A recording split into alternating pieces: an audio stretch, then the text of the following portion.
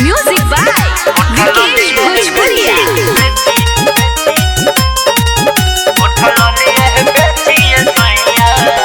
लेली पिया हमसे भरती जी, घर ही बिजनेस करती जी।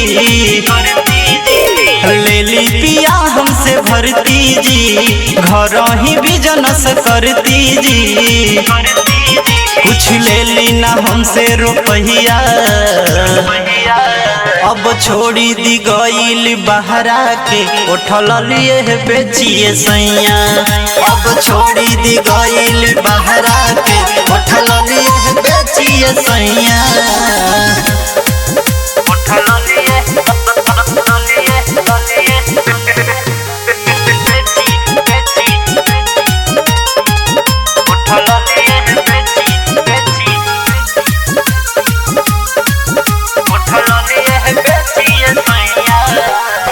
कमे कमैब साझी के अइब, आखी के हमारा सोझा हो।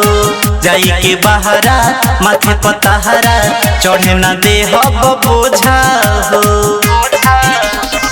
कमे कमैब साझी के अइब, आखी के हमारा सोझा हो। जाई के बहरा माथे पतहरा, चढ़े न दे हब बोझा हो। भले कमे होई कमैया, अब छोड़ी दी गईल बहरा के, उठल लिए बेचिए सैया।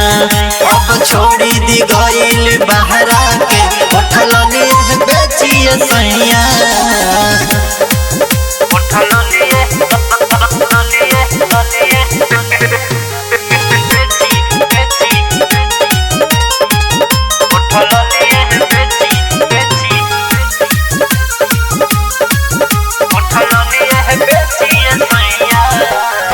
राइटर पप्पू अमीर बेदर्दी, मानी हमरो बात जी। गोलू प्रदीप प्रेमी फैशन, जीवन बिताई साथ जी। राइटर पप्पू गोविंद समरिया, मानी हमरो बात जी। गोलू प्रदीप प्रेमी फैशन, जीवन बिताई साथ जी। राजा महानीली हमारा रहिया, अब छोड़ी दी गईल बहरा के, उठल लिए बेचिए सैया। अब छोड़ी दी गईल बहरा